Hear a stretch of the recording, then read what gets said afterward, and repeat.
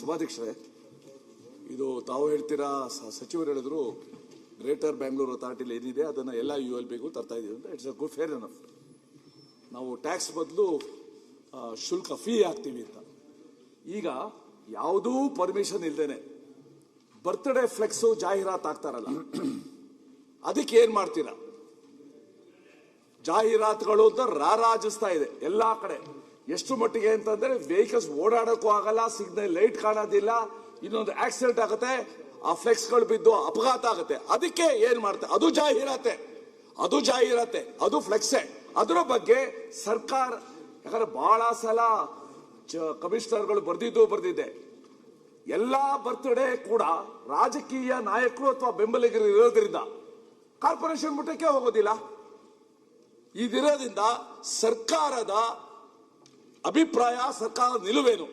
ಈ ಅನಧಿಕೃತ ಬರ್ತ್ಡೇ ಅನಧಿಕೃತ ಅಲ್ಲ, ಬರ್ತ್ಡೇದು ಅನಧಿಕೃತ ಜಾಹೀರಾತು, ಅದರ ಬಗ್ಗೆ ಸರ್ಕಾರದ ನಿಲುವೇನು? ಮಾನ್ಯ ಸಭಾಧ್ಯಕ್ಷರೇ, ಮಾನ್ಯ ಅಧ್ಯಕ್ಷ, ಒಬ್ಬೊಬ್ಬರೇ ಮಾತಾಡಿ. ಆಯ್ತು, ಅವರು ಸುಬ್ರಹ್ಮಣ್ಯ ಮಾತಾಡಿ. ಅಧ್ಯಕ್ಷರೇ, ಅವ್ರು ಮಾತಾಡಿ. ಈಗ ಒಂದು ಹೊಸ ಬಿಲ್ ಇಂಟ್ರೊಡ್ಯೂಸ್ ಮಾಡಕ್ಕೆ ಹೊರಟಿದ್ದಾರೆ, ಬಹಳ ಸ್ವಾಗತಾರ್ಹ. ಆದರೆ ಬೆಂಗಳೂರು ಮಹಾನಗರದಲ್ಲಿ ಏನಿದೆ GBA ಒಳಗಿರ್ತಕ್ಕಂಥದ್ದನ್ನೇ ಬೇರೆ ಕಡೆ ತರ್ತೀವಿ ಅಂತೇಳಿ ಇವತ್ತು ಬೆಂಗಳೂರಿನಲ್ಲಿ ಸೆಲ್ಫ್ ಅಡ್ವರ್ಟೈಸ್ಮೆಂಟ್ ಅಂತ ತಗೊಂಡು ಬೇರೆ ಬೇರೆ ಸ್ಕೂಲು ಕಾಲೇಜ್ಗಳ ಬಿಲ್ಡಿಂಗಲ್ಲೂ ಕೂಡ ಪ್ರೈವೇಟ್ ಅಡ್ವರ್ಟೈಸ್ಮೆಂಟ್ ನಡೀತಾ ಇದೆ ಅಂತಕ್ಕಂಥದ್ದನ್ನು ನಾನು ಹಿಂದೆನೂ ಚರ್ಚೆ ಮಾಡಿದ್ದೆ. ಅದ್ರ ಬಗ್ಗೆ ಕ್ರಮ ತಗೊಳ್ತೀವಿ ಅಂತ ಹೇಳಿದ್ರು, ಇಲ್ಲಿವರೆಗೆ ಕ್ರಮ ತಗೊಂಡಿಲ್ಲ. ಸಾಕಷ್ಟಕ್ಕೆ ಮಲ್ಟಿ ಸ್ಟೋರಿ ಬಿಲ್ಡಿಂಗ್ಸಲ್ಲಿ ಬಿಲ್ಡಿಂಗಿಗೆ ಲೈಸೆನ್ಸೇ ಇಲ್ಲ, ಅಂದರೆ ಪ್ಲಾನ್ ಇಲ್ದಲೇ ಕಟ್ಟಿರ್ತಕ್ಕಂತಹದ್ದಕ್ಕೂ ಕೂಡ ಅಡ್ವರ್ಟೈಸ್ಮೆಂಟ್ ಬೋರ್ಡ್ ಹಾಕಲಿಕ್ಕೆ ಅವಕಾಶವನ್ನು ಕಲ್ಪಿಸಿದ್ದಾರೆ. ಅದೇ ರೀತಿಯಲ್ಲಿ ಸಾಕಷ್ಟು ಕಡೆ ನಾವು ಗಮನಿಸ್ತಾ ಬಂದರೆ ಮೋರಿ ಮೇಲೆ, ರಾಜಕಾಲುವೆ ಮೇಲೆ ಅವ್ರಿಗೆ ಪರ್ಮಿಷನ್ ಕೊಟ್ಟಿದ್ದಾರು? ಅದ್ರ ಬಗ್ಗೆ ಚರ್ಚೆ ಮಾಡ್ತಾ ಇಲ್ಲ. ಏನ್ ಮಾಡ್ಬೇಕೀಗ? 40ರಿಂದ 50 ಕಿಲೋವ್ಯಾಟ್ ಇದು ಕಿಲೋವ್ಯಾಟ್ ಪವರ್ ಬೇಕಾಗುತ್ತೆ.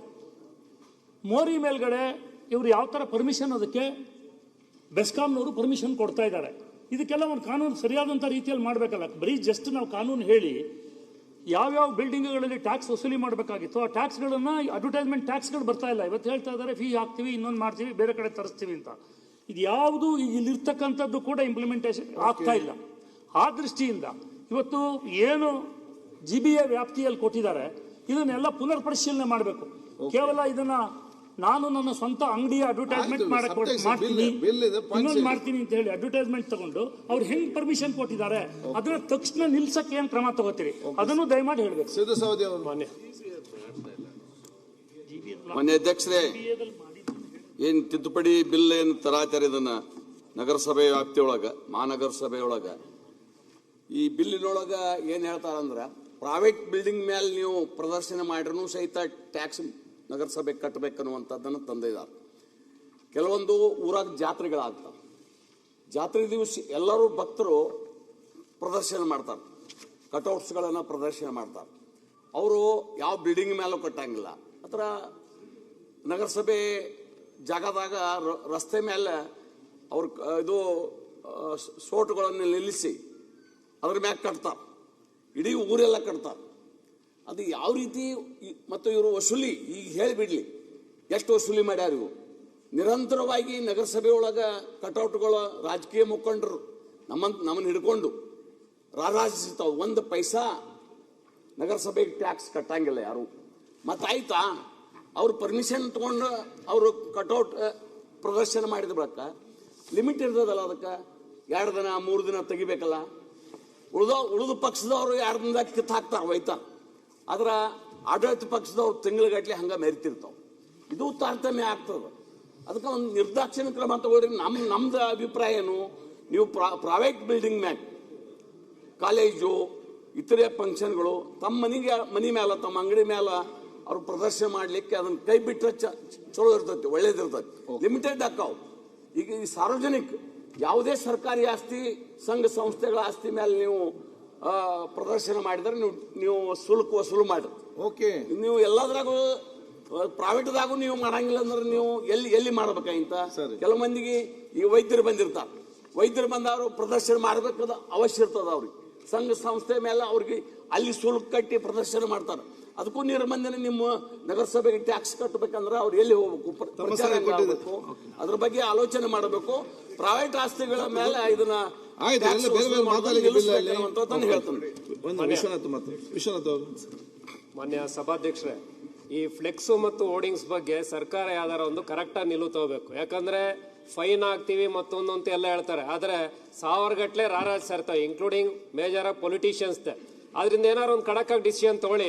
ಅವ್ರು ಹೇಳಿದ್ರು ನಮ್ಮ ಸಿದ್ದು ಸಹೋದರಿ ಅವರು, ಖಡಕ್ ಅಂದ್ರೆ ಏನ್ ತಗೊಳ್ಬೇಕು ಹೇಳಿ. ಅಲ್ಲ, ಟೋಟಲ್ ಬ್ಯಾನ್ ಮಾಡ್ಬಿಡಿ ಸರ್, ಖಂಡಿತ ನಮಗೂ ಒಳ್ಳೇದಾಗ್ತದೆ ಅದು. ಯಾಕಂದ್ರೆ ಬ್ಯಾನ್ ಅಂತ ಹೇಳ್ತಾರೆ, ಎಲ್ಲರೂ ಆಗ್ತಾರೆ. ಆಡಳಿತ ಪಕ್ಷದವ್ರದ್ದು 1 ವರ್ಷ ಆದ್ರೂ ಬಿಚ್ಚೋದಿಲ್ಲ. ನಾವು ಏನೋ ಮಾನ ಮರ್ಯಾದೆಗೆ ಹಂಚ್ಕೊಂಡು ಪರ್ಮಿಷನ್ ತಗೊಂಡು ಹಾಕ್ತಿವಿ, ಪಾರ್ಟಿ ಫಂಕ್ಷನ್ ಇರ್ಬೋದು ಮತ್ತೊಂದು. ಆದ್ರೆ ಕೆಲವ್ರದ್ದು 1 ವರ್ಷ ರಿಂಗ್ ರೋಡ್ ಪಕ್ಕ BH ರೋಡ್ ಅಲ್ಲೇ ಇರ್ತದೆ ಸರ್, ಯಾವ್ದು ಆಕ್ಷನ್ ತಗೊಳೋದಿಲ್ಲ. ದಯವಿಟ್ಟು ಇದನ್ನ ಟೋಟಲ್ ಆಗಿ ಬ್ಯಾನ್ ಮಾಡ್ಬಿಡ್ಲಿ. ಖಂಡಿತವಾಗ್ಲೂ ನಮ್ಗಂತೂ ಇಲ್ಲಿಗೆ ಇಲ್ಲ. ಮಾನ್ಯ ಸಭಾಧ್ಯಕ್ಷರೇ, ಈ ಫ್ಲೆಕ್ಸ್ ಒಬ್ಬೊಬ್ಬರು ಮಾತಾಡ್ಲಿ, ಯಾಕೆ ಎದ್ದು ಮಾತಾಡಿ. ವಿಶ್ವನಾಥ್ ಆಗ ಎತ್ತಿದ್ದಾರೆ, ಕೊಡ್ತೇನೆ ಚಾನ್ಸ್. ಸನ್ಮಾನ್ಯ ಎತ್ತು ನಿಂತು ತಗೊಳ್ಳಿಲ್ಲ ಅಂತ ಹೇಳಿದ್ದಾರೆ. ಈಗ ವಿಶ್ವನಾಥ್ ಅಡ್ವರ್ಟೈಸ್ಮೆಂಟ್ ಅಂತ ಬಹಳ ದಿನಗಳಿಂದ ನಡೆದಂತ ಒಂದು ದೊಡ್ಡ ಲಾಬಿ ಇತ್ತು. ಮೊನ್ನೆ GBA ನಲ್ಲಿ ಅದಕ್ಕೊಂದು ಪಾಲಿಸಿ ತಗೊಂಡ್ಬಂದವ್ರೆ. ಅದರಲ್ಲಿ ಇಷ್ಟಿಷ್ಟು ಮೀಟರ್ಗೆ ಇರಬೇಕು, ಇಷ್ಟೇ ಆಗಲೇ ಇರಬೇಕು. ಅದು ಸರಿ ಐತೆ, ಅದನ್ನು ಸ್ವಾಗತ ಮಾಡ್ತೀವಿ. ಸರ್ಕಾರಕ್ಕೂ ಕೂಡ ಆದಾಯ ಬರ್ತದೆ. ಅದನ್ನು ಹೊರತುಪಡಿಸಿ ಆಗಲೇ ನನ್ನ ಸ್ನೇಹಿತರು ಹೇಳಿದ ರೀತಿಯಲ್ಲಿ ಫ್ಲೆಕ್ಸು ಯಾವುದು ಹಾಕಂಗೆ ಇಲ್ಲ, ಅದಕ್ಕೆ ಪರ್ಮಿಷನು ಇಲ್ಲ. ನಿರ್ದಾಕ್ಷಿಣ್ಯವಾಗಿ ಯಾರದೇ ಹಾಕಿದ್ರು ಕೂಡ ನಗರಗಳಲ್ಲಿ ಅದನ್ನು ಹಾಕಕ್ಕೂ ಬಿಡಬಾರ್ದು. ನಮ್ಮವ್ರೇನು ಅಂದ್ರೆ ಅವತ್ತು ಬರ್ತಾರೆ ಅಂದ್ರೆ ಅವತ್ತು ಬಿಡ್ತಾರೆ, 3 ದಿನ ತೆಗಿತಾರೆ. ಹಾಕಿದ ದಿನನೇ ಆಗ್ಬೇಕು, ಪೆನಾಲ್ಟಿ ಹಾಕ್ಬೇಕು, ಯಾರನ್ನಾಗಲಿ, ನಂದಾರಾಗಲಿ ಇನ್ನೊಂದಾಗಲಿ. ಈಗ ಇದನ್ನ ರಾಜ್ಯದ ಪೂರ್ತಿ ವಿಸ್ತಾರ ಮಾಡೋದಕ್ಕೆ ಇವತ್ತು ನಗರಾಭಿವೃದ್ಧಿ ಸಚಿವರು ಹೊರಟಿರ್ತಕ್ಕಂಥದ್ದು. ಅಲ್ಲಿ ಕೂಡ ಅನ್ಆಥರೈಸ್ ಆಗಿ ಬಿಲ್ಡಿಂಗ್ ಮೇಲೆ, ರೋಡಲ್ಲಿ ಅವ್ರು ಇಷ್ಟ ಬಂದಂಗೆ ಹಾಕೊಂಡವ್ರೆ. ಅದು ಕೂಡ ಒಳ್ಳೆಯದು, ಸರ್ಕಾರಕ್ಕೆ ಆದಾಯ ಬರ್ತದೆ. ಅಲ್ಲಿ ಸ್ಥಳೀಯ ಸಂಸ್ಥೆಗಳು ಕೂಡ ಒಂದಷ್ಟು ಅಭಿವೃದ್ಧಿಗೆ ಮಾಡ್ತಾರೆ. ಇವೇನು ಬೆಂಗಳೂರಲ್ಲಿ ಮಾಡಿದ್ರೆ ಅದನ್ನ ನಿಯಮವನ್ನು ಸರಿಯಾಗಿ ಮಾಡೋಂಥದ್ದು ಅಭ್ಯಂತರ ಇಲ್ಲ. ಆದರೆ ಅದನ್ನು ಬಿಟ್ಟು ನಗರಸಭೆ ಆಯಿತು, ಬೆಂಗಳೂರು ಆಯಿತು, ಗ್ರಾಮ ಪಂಚಾಯತಿ ವ್ಯಾಪ್ತಿನಲ್ಲೂ ಕೂಡ PWD ರಸ್ತೆ, ನ್ಯಾಷನಲ್ ಹೈವೇ ಯಾರು ಪರ್ಮಿಷನ್ ಕೊಟ್ಟಿಲ್ಲ, ಗ್ರಾಮ ಪಂಚಾಯತಿಯವರು ಕೊಟ್ಟಿಲ್ಲ, ಇಷ್ಟ ಬಂದಂಗೆ ಹಾಕೊಂಡವ್ರೆ ಅಧ್ಯಕ್ಷರೇ. ಈ ಪಾಲಿಸಿಯನ್ನ ಗ್ರಾಮ ಪಂಚಾಯತಿ ವ್ಯಾಪ್ತಿಯಲ್ಲೂ ಕೂಡ, ಇಲ್ಲ ನೀವು ಜಿಲ್ಲಾ ಪಂಚಾಯತಿಗೆ ಅಧಿಕಾರ ಕೊಡ್ತಿರೋ, ಇಲ್ಲ ಗ್ರಾಮ ಪಂಚಾಯತಿಗೆ ಕೊಡ್ತಿರೋ, ಅವ್ರಿಗೂ ಆದಾಯ ಬರ್ತದೆ. ಒಂದು ನಿಯಮಗಳನ್ನು ರೂಪಿಸಿ ಆ ಹೈವೇಗಳಲ್ಲಿ ಬರ್ತಕ್ಕಂಥದ್ದು. ಮತ್ತೆ ಅದು ಕೆಲವು ಸರಿ ನೋಡಿದ್ರಿ, ಮಳೆ ಬಂದಾಗ ಗಾಳಿ ಬಂದಾಗ ಬಿದ್ದೋಗಿ ಜನ ಸತ್ತಿರೋದು ಇದೆ. ಈ ಥರದ ರೀತಿಯಲ್ಲಿ ಯಾವುದೇ ಖಾಸಗಿ ಬಿಲ್ಡಿಂಗ್ಗಳಲ್ಲಿ ಅವ್ರು ಹೇಳ್ತಾರೆ ನಾನು ಬಿಲ್ಡಿಂಗ್ ನಾನು ಹಾಕೊಂಡಿದ್ದೀನಿ ಅಂತ ಹೇಳಿ ಹಾಕೋದಕ್ಕೆ ಅವಕಾಶ ಇಲ್ಲ. ಇದನ್ನು ನಾನು ಸ್ವಾಗತವನ್ನು ಮಾಡ್ತಾ ಇದ್ದೀನಿ. ಆದರೆ ಅದನ್ನು ಸರಿಯಾದ ರೀತಿಯಲ್ಲಿ ಇಂಪ್ಲಿಮೆಂಟ್ ಮಾಡಬೇಕು. ಮತ್ತೆ ಹಳ್ಳಿಗಳಲ್ಲಿ ಕೂಡ ನ್ಯಾಷನಲ್ ಹೈವೇ PWD ಕೂಡ ಆ ಸಂಬಂಧಪಟ್ಟಂತ ಇಲಾಖೆಯ ಮಂತ್ರಿಗಳು ಅದಕ್ಕೂ ಕೂಡ ಒಂದು ಕಾನೂನನ್ನು ತರಬೇಕು. ಸುರೇಶ್. ಅಧ್ಯಕ್ಷರೇ, ಈಗ ಕರ್ನಾಟಕ ಮುನ್ಸಿಪಾಲಿಟಿ ಕಾನೂನು ಬಗ್ಗೆ ತಿದ್ದುಪಡಿ ವಿಧೇಯಕವನ್ನು ಸಚಿವರು ತಂದಿದ್ದಾರೆ. ಇದರಲ್ಲಿ ಈಗ ಏನಾಗಿದೆ ಅಂತ ಕೇಳಿದ್ರೆ, ಬೆಂಗಳೂರಿನಲ್ಲಿ ಕೂತು ಇಲ್ಲಿ ಮಂತ್ರಿಗಳು ಮತ್ತು ಅಥವಾ ಸರ್ಕಾರ ಒಂದು ನಿಯಮವನ್ನು ಜಾರಿ ಮಾಡಿಕೊಂಡು ಹೋರ್ಡಿಂಗ್ಸ್ನ ಬಗ್ಗೆ ಎಲ್ಲ ನಗರಗಳಿಗೆ, ನಗರ ಪಾಲಿಕೆ ಮತ್ತು ನಗರಗಳಿಗೆ ಹೋರ್ಡಿಂಗ್ಸ್ ಒಂದು ವ್ಯವಸ್ಥೆಯನ್ನು ಯಾರಿಗಾದ್ರೂ ಟೆಂಡರ್ ಕೊಡ್ತಾರೆ. ಈಗ ಉದಾಹರಣೆಗೆ ಹೇಳ್ತೀನಿ ಅಂತ ಕೇಳಿದ್ರೆ, ಮಂಗಳೂರು ಭಾಗದ ಹೋರ್ಡಿಂಗ್ಸ್ ಮಾಲಕರ ಎಲ್ಲ ತಂಡಗಳು ಏನು ಇಷ್ಟು ವರ್ಷ ಅಲ್ಲಿದ್ರು, ಅವರು ಕೋರ್ಟಿಗೆ ಹೋಗಿದ್ದಾರೆ. ಯಾಕೆ ಕೋರ್ಟಿಗೆ ಹೋಗಿದ್ದಾರೆ ಅಂತ ಕೇಳಿದ್ರೆ, ಅವರು ಈಗಾಗಲೇ ಬೆಂಗಳೂರಿನಿಂದ ಯಾರಿಗೋ ಒಂದಿಗೋ ತಮಿಳುನಾಡು ಮೂಲದವರಿಗೆ ಮಂಗಳೂರಿನ ಎಲ್ಲಾ ಹೋರ್ಡಿಂಗ್ಸ್ ಅನ್ನ ಅವರಿಗೆ ಅಂತ ಹೇಳುವಂತ ರೀತಿಯಲ್ಲಿ ಅಲ್ಲಿ ಒಪ್ಪಂದ ಮಾಡ್ಕೊಂಡಿದ್ದಾರೆ. ಅದಕ್ಕಾಗಿ ಇಷ್ಟು ವರ್ಷ ನಾವು ಇದ್ದವ್ರು ಎಲ್ಲಿ ಹೋಗಬೇಕು ಅಂತೇಳಿ ಇದ್ರ ಬಗ್ಗೆ ಇದು ಏನ್ ಹೇಳುತ್ತೆ ಅಂತೇಳಿ ಒಂದವ್ರು ಹೇಳಬೇಕು. ಎರಡನೇದು, ಈಗಾಗಲೇ ಒಂದು ಪೊಲೀಸ್ ಚೆಕ್ ಪೋಸ್ಟ್ ನಗರದಲ್ಲಿ ಹಾಕಿದ್ದಾರೆ ಮಂಗಳೂರಿನಲ್ಲಿ, ತಾವು ನೋಡಿದ್ದೀರಿ. ಅಲ್ಲಲ್ಲಿ ಫುಟ್ಪಾತ್ ಮೇಲೆ ಹಾಕಿದ್ದಾರೆ, ಕೆಲವರು ಜಾಗವನ್ನು ರಸ್ತೆ ಅಗಲೀಕರಣಕ್ಕೆ ಬಿಟ್ಟ ಜಾಗದಲ್ಲಿ ಹಾಕಿದ್ದಾರೆ, ಪೆಟ್ರೋಲ್ ಪಂಪ್. ಯಾರವರಿಗೆ ಇಲ್ಲಿ ಸರ್ಕಾರದಲ್ಲಿ ಕೂತು ಪೊಲೀಸ್ ಚೆಕ್ ಪೋಸ್ಟ್ ಹಾಕ್ಲಿಕ್ಕೆ ಅವಕಾಶ ಕೊಟ್ಟರೆ, ಅಲ್ಲಿ ಸಿಕ್ಕಾಪಟ್ಟೆ ಬಂದು ಪೊಲೀಸ್ ಚೆಕ್ ಪೋಸ್ಟ್ ಹಾಕೊಡೋದ್ರೆ, ಒಂದು ಪೊಲೀಸ್ ಚೆಕ್ ಪೋಸ್ಟ್ ಒಂದು ಹಂಸ ಹಾಕಬೇಕು ಅಂತೇಳಿ ಆದ್ರೂ ಕೂಡ ಅಲ್ಲಿಯ ಸ್ಥಳೀಯ ಆಡಳಿತದಲ್ಲಿ ಪೊಲೀಸ್ ಇಲಾಖೆ ಕೂತ್ಕೊಂಡು ನಿರ್ಣಯ ಮಾಡಿಕೊಂಡು ಅದರ ಪ್ರಕಾರ ಅದನ್ನು ಹಾಕಬೇಕು. ಅದು ಬಿಟ್ಟು ಮಂಗಳೂರಿನಲ್ಲಿ ಒಂದು 500 ಚೆಕ್ ಪೋಸ್ಟ್ ಹಾಕಿಬಿಟ್ಟಿದ್ದಾರೆ. ಯಾರು ಎಲ್ಲಿ ಕೂತು ಅನುಮತಿ ಕೊಡುದು? ಅದರ ಸಾಧಕ ಬಾಧಕಗಳು ಸ್ಥಳೀಯ ಆಡಳಿತ, ಮಹಾನಗರ ಪಾಲಿಕೆ ಇರ್ಬೋದು, ಪೊಲೀಸ್ ಇಲಾಖೆಯಿಂದ ಅನುಮತಿ ತಗೊಂಡಿದ್ದಾರೆ. ಅದರಲ್ಲಿ ಒಂದು ಮೇಲೆ ಅಡ್ವರ್ಟೈಸ್ಮೆಂಟ್ ಬಿಟ್ಟು ನಿಮಗೆ ಪೊಲೀಸ್ ಚೆಕ್ ಪೋಸ್ಟ್ ಮೇಲೆ ನಿಮಗೆ ಏನಾದರೂ ಅಡ್ವರ್ಟೈಸ್ಮೆಂಟ್ ಹಾಕಬೇಕಾದ್ರೆ ಅವ್ರದ್ದೊಂದು ಫೋನ್ ನಂಬರ್ ಹಾಕಿರ್ತಾರೆ. ನಾನು ನೋಡಿದ ಈ ರೀತಿಯ ನಿಯಮಗಳು ಅವರು ಇಲ್ಲಿ ಕೂತು ಮಾಡ್ತಾರೆ, ಸರ್ಕಾರ ಕೂತ್ಕೊಂಡು ಮಾಡ್ತಾರೆ ಅಥವಾ ಮಂತ್ರಿಗಳು ತಗೊಳ್ತಾರೆ ಅಂತೇಳಿ ಆದ್ರೆ, ಅಲ್ಲಿ ಇಷ್ಟು ವರ್ಷದಿಂದ ಆ ವರ್ಡಿಂಗ್ಸ್ ಅನ್ನ ನಡೆಸ್ಕೊಂಡು ಬಂದವರು ನಾಳೆ ನಿಮ್ದೇ ಕಾರ್ಯಕ್ರಮಕ್ಕೊಂದು ನಿಮ್ಮ ವಿಧಾನಸಭಾ ಕ್ಷೇತ್ರದಲ್ಲಿ ಒಂದು ಕಾರ್ಯಕ್ರಮಕ್ಕೆ ಹಾಕಬೇಕು. ಫ್ಲೆಕ್ಸ್ ಹಾಕ್ಲಿಕ್ಕೆ ಅನುಮತಿ ಇಲ್ಲ, ಸರಿ, ರಸ್ತೆ ಬದಿಯಲ್ಲಿ ಹೋರ್ಡಿಂಗ್ಸ್ ಆಗಬೇಕು. ಈ ಬೆಂಗಳೂರಿನ ಕಂಪನಿಯನ್ನು ಬೆಂಗಳೂರಿನಲ್ಲಿ ಹುಡ್ಕೊಂಡು ಬರ್ಬೇಕು ನಾವೀಗ. ಅದಕ್ಕಾಗಿ ಅದರ ಬಗ್ಗೆ ಅವ್ರು ಈಗ ಆ ಹೋರ್ಡಿಂಗ್ಸ್ ಕಂಪನಿಯವರು ಮಂಗಳೂರಿನ ಹೋರ್ಡಿಂಗ್ಸ್ ಕಂಪನಿಯವರು ಎಲ್ಲರೂ ಕೋರ್ಟಿಗೆ ಹೋಗಿದ್ದಾರೆ.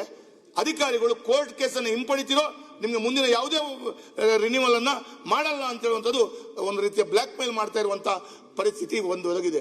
ಅದಕ್ಕೆ ಈ ಬಿಲ್ ನಾನು ಕೇಳಿದಂತ ಈ ಪ್ರಶ್ನೆಗೆ ಏನು ಆಗುತ್ತೆ ಅಂತ ಹೇಳೋದು ಉತ್ತರ ಕೊಡಬೇಕು.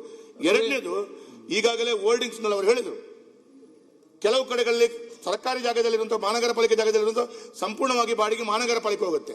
ಪ್ರೈವೇಟ್ ಇದ್ರೆ ಅದರ ರೆಂಟ್ ಪ್ರೈವೇಟ್ ಆಗಿ ಬರುತ್ತೆ, ಅದರ ಸ್ಮಾಲ್ ಆದ ಅಮೌಂಟ್ ಅನ್ನ ಕಾರ್ಪೊರೇಷನ್ಗೂ ಅದು ಸ್ಥಳೀಯ ಸಂಸ್ಥೆಗೆ ಕಟ್ಟಬೇಕು.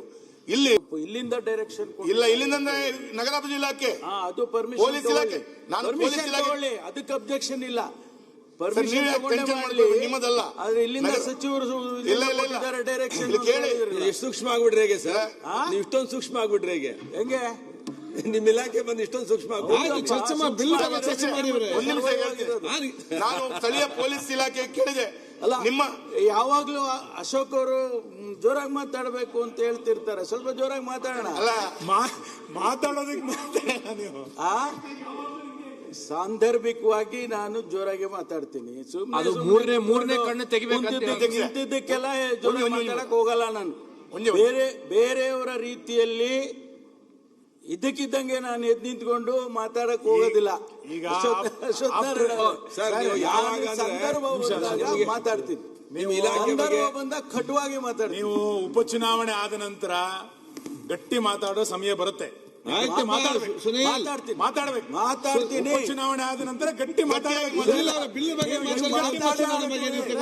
ಅವಕಾಶಗಳು ಒದಗಿ ಬರ್ಬೇಕು. ಹಂಗ್ ಮಾತಾಡಬೇಕು, ಗಟ್ಟಿಯಾಗೆ ಮಾತಾಡಿ. ಒಂದ್ ಸೆಕೆಂಡ್, ಈಗ ಬಿಲ್ ಬಗ್ಗೆ ಮಾತಾಡಿ. ಉಪಚುನಾವಣೆ ಮತ್ತೆ ನೋಡಿ ನೀವು ಚೆನ್ನೈಯವರು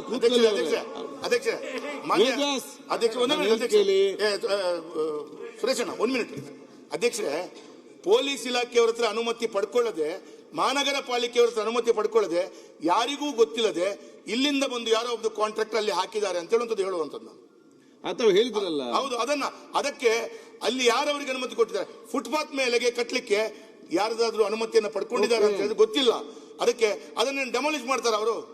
ಓಕೆ, ಉತ್ತರ ಕೊಡ್ಬೇಕು. ಈಗ ಸುರೇಶ್, ಮಾನ್ಯ ಸಭಾಧ್ಯಕ್ಷರೇ, ಇವತ್ತೇನೋ ಈ ಬಿಲ್ ಅನ್ನ ತಂದಿದ್ದಾರೆ, ಅದನ್ನ ನಾನು ಸ್ವಾಗತ ಮಾಡ್ತೇನೆ. ವಿಶೇಷವಾಗಿ ಈ ಫ್ಲೆಕ್ಸ್ಗಳ ಹಾವಳಿ ಇವತ್ತು 224 ಕ್ಷೇತ್ರದಲ್ಲಿ ಇರುವಂತಹ ಶಾಸಕರಿಗೆ ಇದೊಂದು ಸವಾಲು. ಈ ಫ್ಲೆಕ್ಸ್ಗಳು ಯಾವ ರೀತಿ ಇರ್ತವೆ ಅಂದ್ರೆ, ಜಾತ್ರೆಗಳಲ್ಲಿ ನಮ್ಮ ದೇವರ ಜಾತ್ರೆಗಳಿರುತ್ತೆ, ಅಲ್ಲಿ ದೇವರದ ಫೋಟೋಗಳೇ ಇರಲ್ಲ, ಬರೀ ನಮ್ಮ ರಾಜಕಾರಣಿಗಳದು ಮತ್ತೆ ಪುಂಡ್ರು ಪೋಖರಿಗಳದು ಆ ಫ್ಲೆಕ್ಸ್ಗಳಿಗೆ ರಜರಿಸಿರ್ತವೆ. ಅದರಿಂದ ನಾನು ಈ ಸಂದರ್ಭದಲ್ಲಿ ಸರ್ಕಾರಕ್ಕೆ ಈ ಫ್ಲೆಕ್ಸ್ ಇಂದ ಒಂದು ಬಳ್ಳಾರಿಯಲ್ಲಿ ಆಗಿರುವಂತ ಒಂದು ಗಲಾಟೆ, ಜನಾರ್ದನ್ ರೆಡ್ಡಿ ಅವರು ಎದುರಿಸಿದಂತ ಒಂದು ಸಂದರ್ಭ, ಸಿದ್ದರಾಮಯ್ಯನವರ ಕ್ಷೇತ್ರದಲ್ಲಿ, ಮಾನ್ಯ ಮುಖ್ಯಮಂತ್ರಿಗಳ ಕ್ಷೇತ್ರದಲ್ಲಿ ಈ ಫ್ಲೆಕ್ಸ್ ವಿಷಯದಲ್ಲಿ ಆಗಿರುವಂತ ಒಂದು ಗಲಾಟೆ.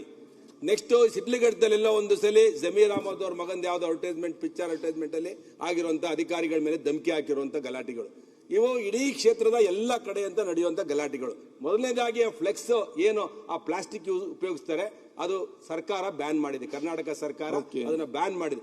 ಆದ್ರೂ ಕೂಡ ಅದನ್ನ ಮ್ಯಾನುಫ್ಯಾಕ್ಚರ್ ಮಾಡಿ ಈ ಫ್ಲೆಕ್ಸ್ ಕಂಪನಿಯವರು ಹಾಕ್ತಿದ್ದಾರೆ. ಆದ್ರೆ ಸರ್ಕಾರಕ್ಕೆ ನಾನು ಕ್ವಶನ್ ಕೂಡ ಕೇಳಿದೆ, ಇವರಿಗೆ ಪರಿಸರ ಮತ್ತೆ ಮಾಲಿನ್ಯ ನಿಯಂತ್ರಣ ಬೋರ್ಡ್ ಅಲ್ಲಿ ಇರುವಂತ ಫಾರೆಸ್ಟ್ ಡಿಪಾರ್ಟ್ಮೆಂಟ್ ನಾನು ಕ್ವಶನ್ ಕೇಳಿದೆ ಸಭಾಧ್ಯಕ್ಷರೇ, ಅದಕ್ಕೂ ಉತ್ತರ ಕೊಟ್ಟಿದ್ದಾರೆ. ಅದಕ್ಕೆ ಸಜೆಷನ್ ಏನಂದ್ರೆ, ಸೆಷನ್ ಇದ್ದಾಗ, ಎಲೆಕ್ಷನ್ ಕಮಿಷನ್ ಇದ್ದಾಗ ಈ ಫ್ಲೆಕ್ಸ್ಗಳು ರಾಜಕೀಯ ಪಕ್ಷದವರು ಬಂಟಿಂಗ್ಸ್ ಮತ್ತೆ ಬ್ಯಾನರ್ಗಳನ್ನ ಬ್ಯಾನ್ ಮಾಡಿದ್ರು. ಆ ರೀತಿಯಲ್ಲಿ ಸರ್ಕಾರ ಒಂದು ಸ್ಟ್ರಾಂಗ್ ನಿಲುವು ತಗೊಂಡು ಬ್ಯಾನ್ ಆಗಿರುವಂತ ಈ ಪ್ಲಾಸ್ಟಿಕ್ ಫ್ಲೆಕ್ಸ್ ಗಳನ್ನ ಎಲ್ಲೂ ಹಾಕ್ಬಾರ್ದು, ಹಾಕಿದ್ರೆ ಕ್ರಿಮಿನಲ್ ಕೇಸ್ಗಳು ಕಾನೂನಲ್ಲಿದೆ. ಇನ್ನೂ ಜೋರಾಗಿ ಕಾನೂನು ಮಾಡಿ ಒಳಗಡೆ ಹಾಕ್ಬೇಕು ಆ ಮ್ಯಾನುಫ್ಯಾಕ್ಚರ್ ಮಾಡೋರ್ನ ಮತ್ತೆ ಅಡ್ವರ್ಟೈಸ್ಮೆಂಟ್ ಕೊಡೋರ್ನ ಅಂತ ಹೇಳಿ ವಿನಂತಿ ಮಾಡ್ತೀನಿ ಮಾನ್ಯ ಸಭಾಧ್ಯಕ್ಷರೇ. ಮಾನ್ಯ ಅಧ್ಯಕ್ಷರೇ, ಎಲ್ಲಾ ಸದಸ್ಯರು ಹೇಳದಂಗೆ ಎಲ್ಲ ಕಡೆನೂ ಈ ಬ್ಯಾನರ್ ಹಾವಳಿ ಸಿಕ್ಕಾಪಟ್ಟೆ ಆಗಿದೆ. ಸಲಹೆ ಕೊಡಿ. ಒಂದೇ ಮಿನಿಟ್ ನಾನು ಸಲಹೆ ಮುಗಿತು ಅಧ್ಯಕ್ಷರೇ. ನಂದೊಂದು ಏನ್ ಸಲಹೆ ಅಂದ್ರೆ ಅಧ್ಯಕ್ಷರೇ, ಈಗ ನೀವು ಒಮ್ಮಿಂದೊಮ್ಮೆಲೆ ಬ್ಯಾನರ್ ಬಂದ್ ಮಾಡಿದ್ರೆ ಪಾಪ ಕೋಟಿ ಗಂಟ್ಲೆ ಇನ್ವೆಸ್ಟ್ ಮಾಡಿ ದುಕಾನ್ ಅಂಗಡಿ ಹಾಕೊಂಡು ಕೂತಾವ್, ಅವ್ರ ಬೈದಾಗ ಮಣ್ಣು ಬೀಳ್ತದ. ಒಂದ್ ಏನ್ ಮಾಡ್ಬೇಕಂದ್ರೆ ತಾವು ಅಧ್ಯಕ್ಷರೇ, ಸ್ಟ್ರಿಕ್ಟ್ಲಿ ಯಾರು ಬ್ಯಾನರ್ ಹಾಕ್ತಾರ ಅದಕ್ಕೆ ಸಂಬಂಧಪಟ್ಟಷ್ಟು ಫೀಸ್ ಕಟ್ಟಬೇಕು. ಎರಡನೇದು, ಈ ಬಿಲ್ ಒಳಗ ಸುರೇಶಣ್ಣ ಮುಖ್ಯಮಂತ್ರಿಗಳು ಆದೇಶ ಮಾಡಬೇಕು, ನೀವು ಯಾರೇ ಬ್ಯಾನರ್ ಹಾಕ್ರಿ ಭಾವಚಿತ್ರ ಬಳಸೋದಿಲ್ಲ ಅದ್ರಾಗ. ಮಾನ್ಯ ಸಿದ್ದರಾಮಯ್ಯನವರಿಗೆ ಹಾರ್ದಿಕ ಸ್ವಾಗತ. ಭಾವಚಿತ್ರ ಯಾರ್ದ ಮೇಲೆ ಮುಖ್ಯಮಂತ್ರಿಗಳದ್ದು ಭಾವಚಿತ್ರ ಇಲ್ಲ, ಆರ್ ಅಶೋಕ್ ಅವರಿಗೆ ಹಾರ್ದಿಕವಾದಂತ ಸ್ವಾಗತ. ಭಾವಚಿತ್ರ ಏನ್ ಸಮಸ್ಯೆ ಅಧ್ಯಕ್ಷರೇ? ಅದೇ ಹಾವಳಿ ಅಧ್ಯಕ್ಷರೇ. ನಾನ್ ನಿಮ್ ಮಂಗಳೂರ್ನಾಗ ಎಷ್ಟೋ ಸಲ ಬಂದಾಗ ನೋಡಿ ಅಧ್ಯಕ್ಷರೇ, ನಿಮ್ ಕಡೆ ನಾನು ಹೇಳ್ತೀನಿ ಅಧ್ಯಕ್ಷರೇ, ಇದು ಹಾವಳಿ ತಪ್ಪಬೇಕು, ಕಿರಿಕಿರಿ ತಪ್ಪಬೇಕು ಅಂದ್ರೆ ಭಾವಚಿತ್ರ ಬಳಸಬಾರ್ದು ಅಂತೇಳಿ ಆದೇಶ ಮಾಡ್ರಿ. ಎಷ್ಟು ಫ್ಲೆಕ್ಸ್ ಹಾಕೋತಾರ ಹಾಕೊಳ್ಳಿ, ಟ್ಯಾಕ್ಸ್. ಆಯ್ತು ಮಂಜು. ಸಭಾಧ್ಯಕ್ಷರೇ, ಒಂದು ರೀತಿ ಇದು ಊರಿನ ಸೌಂದರ್ಯಕ್ಕೂ ಮಾರಕ, ಪರಿಸರಕ್ಕೂ ಕೂಡ ಮಾರಕ. ಸಭಾಧ್ಯಕ್ಷರೇ, ಬಹುಮುಖ್ಯವಾಗಿ ಈ ಫ್ಲೆಕ್ಸ್ಗಳನ್ನ ಹಾಕೋದೆಲ್ಲಿ ಅಂತ ಹೇಳಿದ್ರೆ ಈ ಸರ್ಕಲ್ ಅಲ್ಲಿ ಕರೆಕ್ಟ್ ಆಗಿ ಅವ್ರಿಗೆ ಕರೆಕ್ಟ್ ಆಗಿ ಜಾಗದಲ್ಲಿ ಕಾಣಬೇಕು, ಆ ಭಾಗ ಹಾಕ್ತಾರೆ. ನೀವೆಲ್ಲರೂ ಸರ್ಕಲ್ ಬಂದ್ಬಿಟ್ಟು ವೆಹಿಕಲ್ ನ ಟರ್ನಿಂಗ್ ತಗೊಂಡು ಹಿಂಗ್ ಹೋಗ್ಬೇಕು ಅಂತ ಹೇಳಿದ್ರೆ ಅಲ್ಲಿ ಯಾವ ವೆಹಿಕಲ್ ಬರ್ತದೆ ಆ ವೆಹಿಕಲ್ ಕಾಣಲ್ಲ. ಅದಕ್ಕೆ ಸಂಬಂಧಪಟ್ಟಂಗೆ ಬಹುಮುಖ್ಯವಾಗಿ ಸಾರ್ವಜನಿಕರಿಗೆ ತೊಂದರೆ ಆಗ್ತಕ್ಕಂಥ ಜಾಗದಲ್ಲಿ ಯಾವುದೇ ಕಾರಣಕ್ಕೂ ಕೂಡ ಇದನ್ನ ಅಳವಡಿಸಬಾರ್ದು. ಈ ಕಾನೂನು ಅದ್ರ ಜೊತೆ ಸೇರಿಸಬೇಕು ಅಂತ ನಮ್ಮ ಭಾವನೆ.